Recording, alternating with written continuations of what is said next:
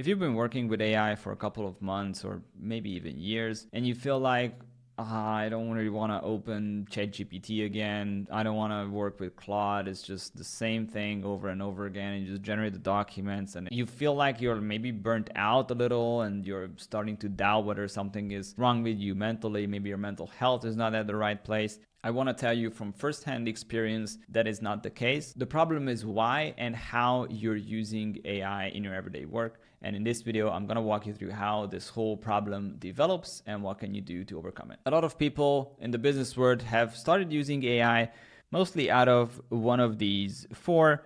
Maybe there's a lot of pressure on you to perform. Maybe you need to meet deadlines for your client projects. Maybe you're just stressed out whether you're gonna have enough money next month, or you work in a company where you need to reach your Q2 numbers or whatever the quota is. Otherwise, something terrible is gonna happen to you.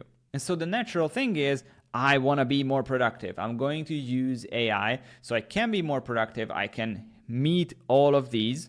And by using AI, I can basically block this process so these stressors are not stressing me anymore. The problem with this is that as soon as these are out of the picture, you are not going to be motivated to use AI. And over time, you might have developed a lot of dependence working with AI, and it does make you really productive. So working without AI feels very slow now, and it's just a different speed of working. So what happened here is most of your AI usage was driven from extrinsic motivation. External factors, the pressure to perform outside stress, or even your emotions, anxiety, are all things that maintain this extrinsic motivation. And for a healthy, more sustained way of working, I highly recommend you develop more intrinsic motivation. As I am not a trained psychiatrist, although I did go to medical school for more than 4 years, I would like to pass it to Dr. K so he can explain to us what intrinsic motivation is. Dr. K is a Harvard-trained psychiatrist, and I love his channel. He talks a lot about mental health, and this part we're gonna watch is a lot better said by him than by me. Well, hold on a second. What the hell is an intrinsic motivator? Here's what constitutes internal motivation. So in the mid to late 20th century, several models underscored the importance of novelty seeking, interest, and autonomy in driving intrinsic motivation. So if it's a reward, if it's an emotion, if it's a change in your biological state, these are extrinsic motivators. If it is new, if it is interesting, and if you are in control, it is an intrinsic motivator. So I want you all to think about this for a second. If my motivational system is driven by extrinsic motivators, then when I am idle, what am I moved towards? Some amount of interest, some amount of novelty seeking, right? That's what actually internally drives me. So if you're someone who's like thinking to yourself, how do I force myself to get a job? That's the whole problem. So even if you think about the words, how do I force myself? Think about whether that is autonomous or not. Even in your motivational system, you are not practicing autonomy. You're the guy who's whipping the donkey, and you're the donkey. You're like trying to whip yourself into action. You're trying to whip the apparatus that is your brain and your body into moving in the right direction. That's not intrinsic motivation. You're trying to whip yourself. It's extrinsic motivation. Not going to work. Cultivating internal motivation involves autonomy, first and foremost. The more that you feel like you are exercising control in your life, the more naturally internally motivated you're going to be. So think about it. If you delegate a lot of your tasks and your thinking power to an AI, then who is in control, you or the AI?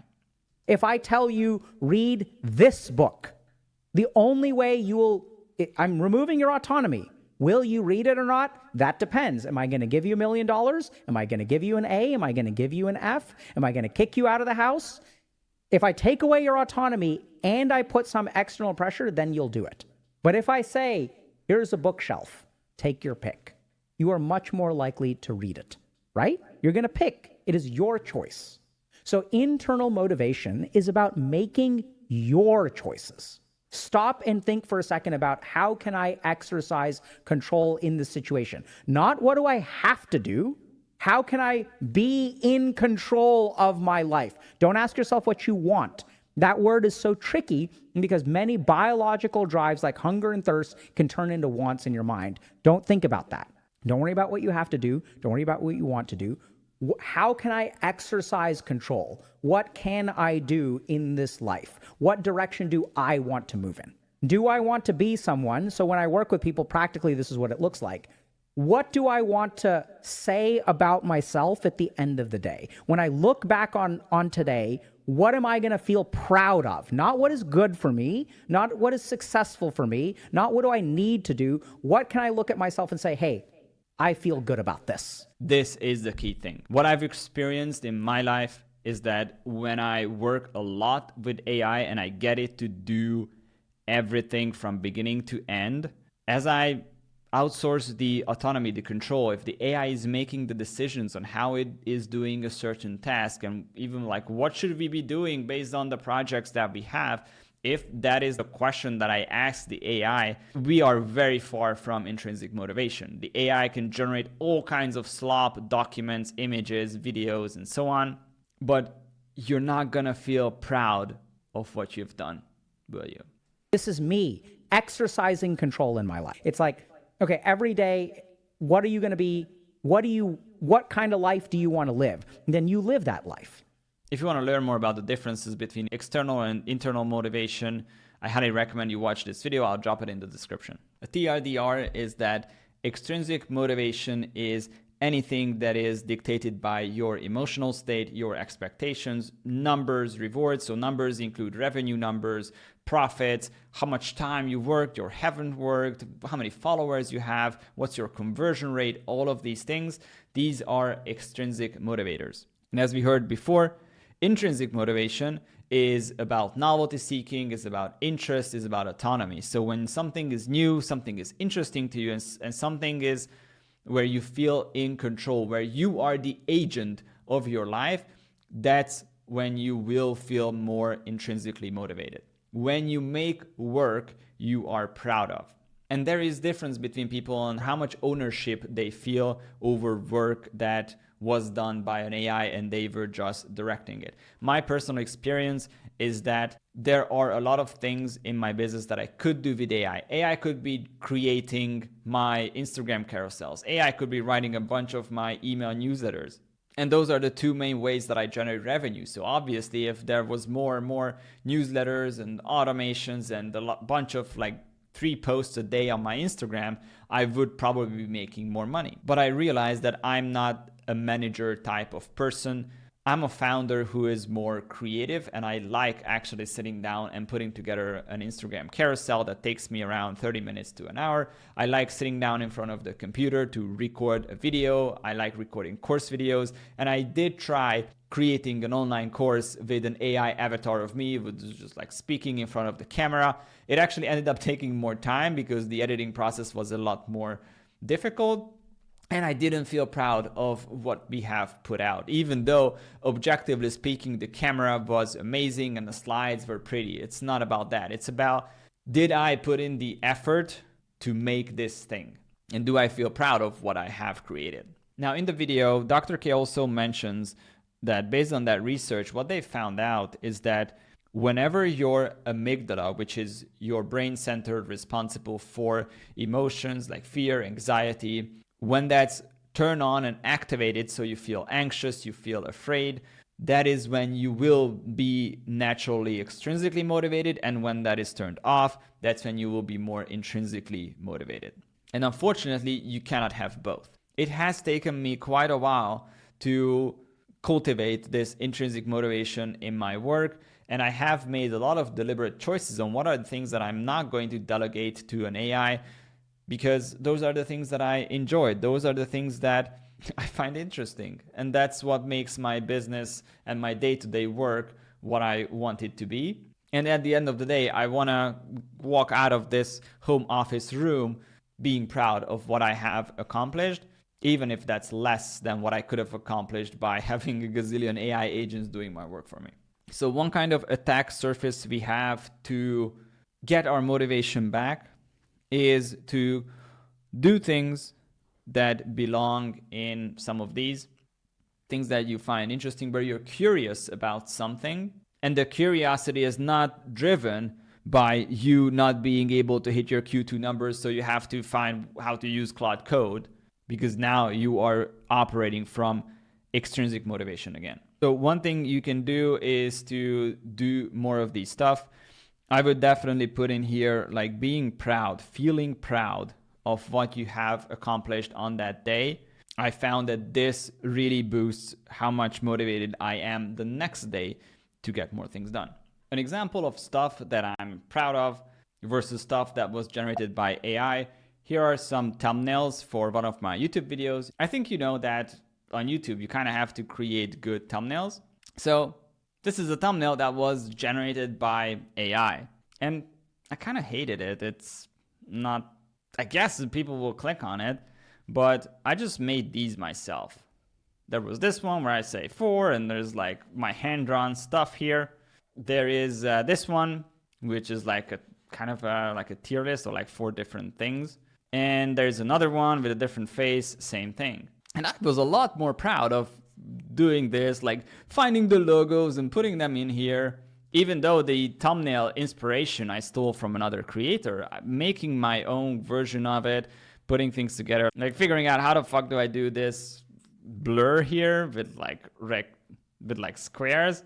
That was fun. That was like 5 minutes of like, maybe I will just download the blur and then I will just add some squares to make sure it fits. And unfortunately, you cannot see how the AI version performed, but I'll tell you that it didn't really outperform any one of my thumbnails. YouTube said there were not enough views to make a decision, so I now threw these 3 new ones in here, which will probably have the same conclusion. But I'm having fun. And now I have this other video that I published, which has now 3 radically different thumbnails with different titles. And I had fun taking images of myself doing these weird faces. It's a little bit cringe, but I'm kind of getting used to it. And I like putting together these thumbnails because it's fun, it's creative, and there are tools that allow you to generate thumbnails with AI. But I wouldn't even be interested in like which one of the 3 AI generated thumbnails actually performed better. However, these ones, I feel like they are mine. I made them. I had the idea for what I want. So I feel in control even for worse results. Feeling in control on what tasks I do on that day, instead of asking an AI like, hey, here's everything about my business. What should I do? And then it tells me and I do it. It doesn't feel the same as me coming up with like what is something that I'm interested to do today. Obviously, I need to look at our numbers and hit our goals, but the types of projects that I pick and the type of work that I do on a given day is based on what interests me. So I am in control on what kind of tasks and what kind of projects I'm doing, not an AI. And the other part that I would recommend you focus on is your amygdala. So anything that aggravates you, turns on this anxiety and stress feeling, you kind of want to do less of that. I think AI news really belong here. They are really, really overwhelming, even to me. Like I turned off a lot of AI news portals, and maybe that's why my YouTube channel is not performing the way it should, because when I see something like a new feature that's out, it's already been 2 or 3 days since it's been out, and most AI influencers have already made the videos about it because I was doing my stuff and I don't really look at news. And also world news, local, national news, they all belong here. They all activate your amygdala. So try to find things that can turn off your amygdala. What are the things that calm you down? I like going on walks. I like going to the gym. I like playing video games. And these are the things that I keep in my life, even though I could be working 10x productivity with Claude Code. These are deliberate choices that you have to make for your own mental health. And I think as we work more and more with AI, this topic will become more and more important for us to talk about. And I'd like to be known as one of the voices who speaks a little bit more about these maybe less hypey topics about AI. So if you need someone like that for life, then definitely subscribe to my channel here, because I will be posting more videos. I have this mindset and I sometimes create AI tutorials, sometimes I review stuff, and sometimes I do want to talk about mental health and AI and how they connect. Because AI is now part of our work. It's not the future of work, it's the present of work. And we are collectively running a big social experiment on how AI impacts our minds. And once you subscribed, either check out this video where an AI tells you what you should be watching next, or just click on my channel and pick.